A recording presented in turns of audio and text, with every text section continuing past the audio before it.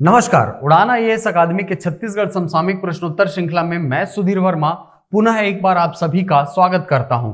इस प्रश्नोत्तर श्रृंखला में हमने प्रयास किया है हाल फिलहाल में चर्चित उन सभी घटनाक्रमों को आप तक प्रश्नोत्तर के माध्यम से पहुंचाने का जो आपके एग्जाम के पॉइंट ऑफ व्यू से अत्यंत महत्वपूर्ण है। तो आज की प्रश्नोत्तर श्रृंखला प्रारंभ करने के पूर्व आपको बता दें कि छात्र जब तैयारी करना शुरू करते हैं छत्तीसगढ़ से जुड़ी हुई किसी भी प्रतियोगी परीक्षा का, तो उनके मन में सबसे बड़े असमंजस की अवस्था ये रहती है कि छत्तीसगढ़ आर्थिक सर्वेक्षण जो इकोनॉमिक सर्वे वाला सेक्शन है उसको कैसे पढ़ा जाए, उसमें क्या अप्रोच रखा जाए कि उसके डेटा हमको याद हो सके, ठीक है, और कौन कौन से डेटा आपके लिए महत्वपूर्ण है। इन्हीं सारी समस्याओं को समाधान करने के लिए हमारे छत्तीसगढ़ विषय के विशेषज्ञ ऋषि सर के द्वारा एक विशेष वीडियो सीरीज जो है वो लॉन्च की जा रही है, जिसे आप अपने YouTube चैनल पर देख सकते हैं।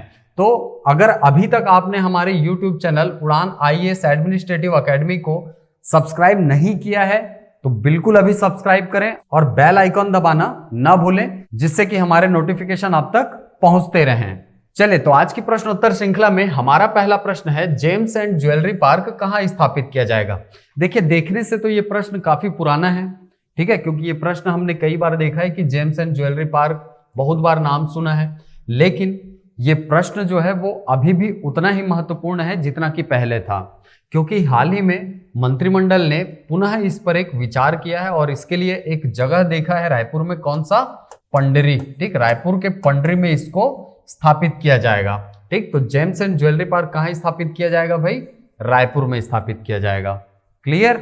चलिए, हमारा अगला प्रश्न है, छत्तीसगढ़ राज्य में बागानी या उद्यानिकी फसलों का क्षेत्रफल कितना है। How much is the area of horticultural crops in the Chhattisgarh state. ठीक, आपको मैंने पिछली वीडियोस में बताया है कि छत्तीसगढ़ सरकार जो है वो उद्यानिकी फसलों से जुड़े हुए कृषकों के ऊपर बहुत अधिक ध्यान दे रही है, चाहे वो चाय की खेती हो, चाहे वो सेब बागान हो, या चाहे वो काजू की खेती हो। हाल ही में कोंडागांव में आपको पता होगा महानरियर अभियान चला है, उसके अंतर्गत नारियल की भी खेती कराई जा रही है। ठीक, तो उद्यानिकी फसलों से संबंधित जो किसान हैं उनको काफी ज्यादा सुविधाएं जो है राज्य सरकार के द्वारा उपलब्ध कराई जा रही हैं। ठीक, आपको प्रश्न में पूछ रहा है छत्तीसगढ़ राज्य में उद्यानिकी फसलों का क्षेत्रफल कितना है, हॉर्टिकल्चरल क्रॉप्स का एरिया कितना है, तो इसका एरिया कितना है, 8,61,663 हेक्टेयर। बिल्कुल याद रख लेंगे, एकदम फैक्चुअल चीज है, आपको आने वाले किसी ना किसी एग्जाम में ये जरूर देखने को मिल सकता है।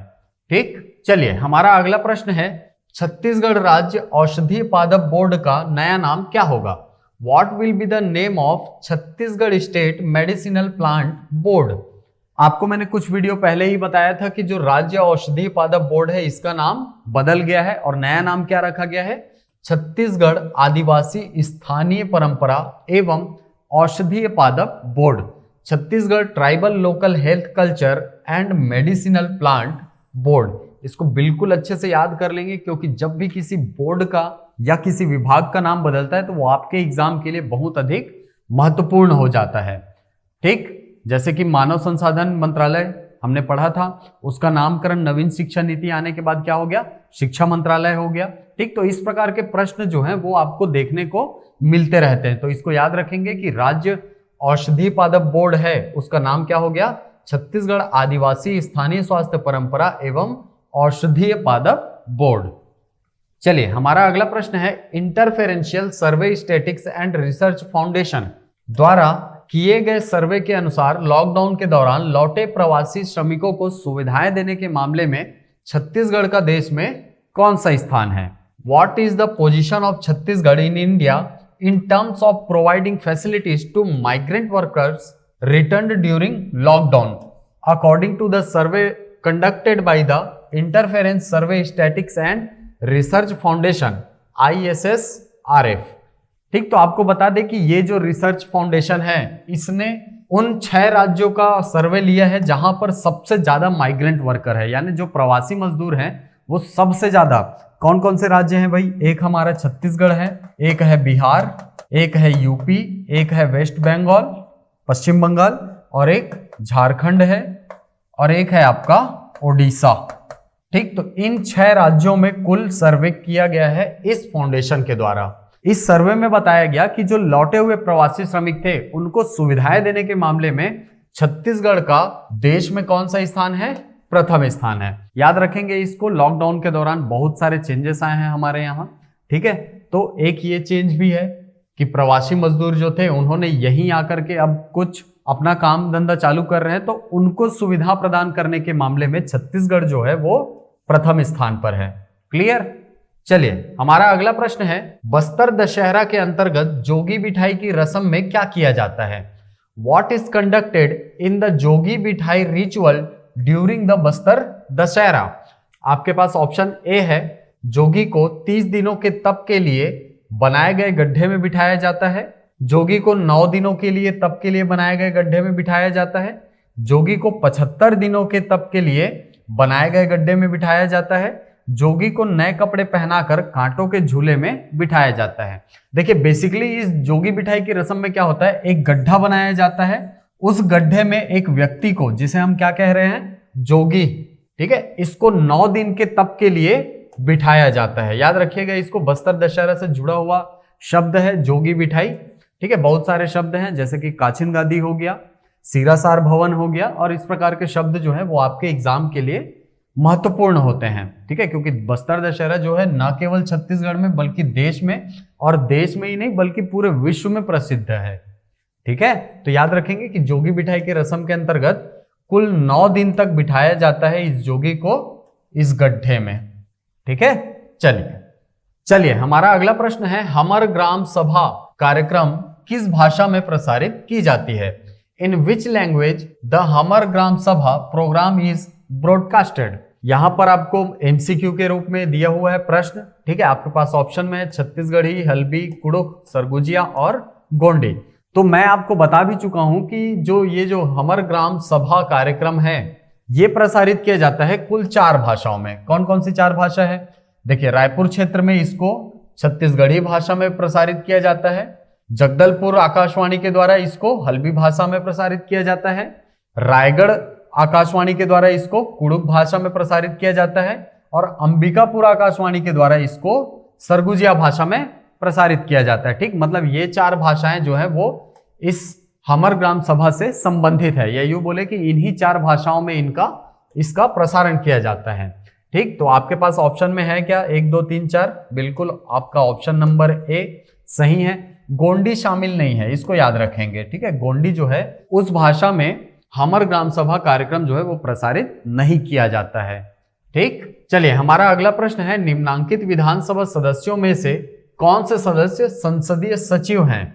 Which of the following members of legislative assembly is the parliamentary secretary? ठीक, आपको पता होगा कि ये जो संसदीय सचिव का पद है ये क्या है, एक राजनैतिक पद है, और इसका उद्देश्य होता है क्षेत्रीय असमानता को दूर करना, ठीक। और ये भी पता होगा कि कुल 15 ऐसे विधायक हैं जिनको संसदीय सचिव के रूप में नियुक्त किया गया है। उनमें कौन कौन है भाई? चलिए देखते हैं इसमें से कौन कौन शामिल हैं। सुश्री शकुंतला साहू जी, हाँ ये शामिल हैं। चिंतामणि महाराज जी, ये भी शामिल हैं। विनोद सेवनलाल चंद्राकर, ये भी शामिल हैं। यूडी मिंज, ये भी शामिल हैं। श्रीमती लक्ष्मी ध्रुव, ये शामिल नहीं है, ठीक है। वो जो 15 सदस्य मैंने आपको बताया उसमें लक्ष्मी ध्रुव जी शामिल नहीं है, ठीक। तो आपके पास ऑप्शन में है क्या 1 2 3 4? Option number A Shakuntala Sahu ji, Chintamani Maharaj ji, Vinod Sewanlal Chandrakar ji और यूडी मिंज जी, ये 4 लोग इसमें शामिल हैं, जबकि लक्ष्मी ध्रुव जी जो हैं वो संसदीय सचिव नहीं हैं, ठीक। तो याद रखेंगे। चलते हैं अगले प्रश्न की तरफ। चलिए हमारा अगला प्रश्न है, वर्तमान विधानसभा में कौन लोक लेखा समिति का सदस्य नहीं है?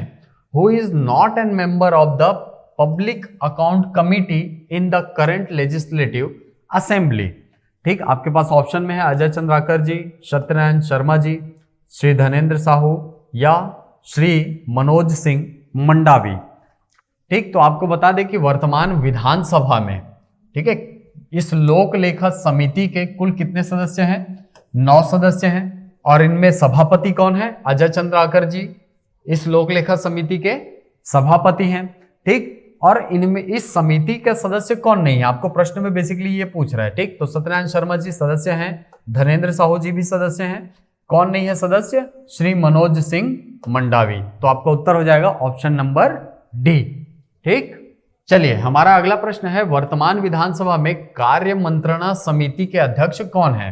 Who is the chairperson of business advisory committee in the current legislative assembly? आपको ये बता दें कि कार्य मंत्रणा समिति जो है ये भी एक विधानसभा की समिति है जिसके अंतर्गत वर्तमान में सदस्यों की संख्या कितनी है? 9 है।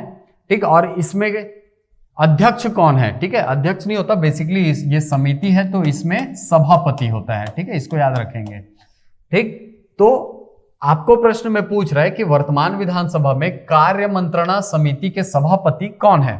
कौन है? चरणदास महंत जी। ठीक है, विधानसभा अध्यक्ष जो होता है वो कार्य मंत्रणा समिति का पदेन सभापति होता है। ठीक, तो इसीलिए आपका उत्तर हो जाएगा ऑप्शन नंबर डी। चलिए हमारा अगला प्रश्न है, लोकवाणी का प्रसारण कब प्रारंभ हुआ? When the broadcast of Lokvani was launched? आपके पास ऑप्शन में 11 अगस्त 2020, 11 अगस्त 2019, 11 सितंबर 2019, 11 सितंबर 2020।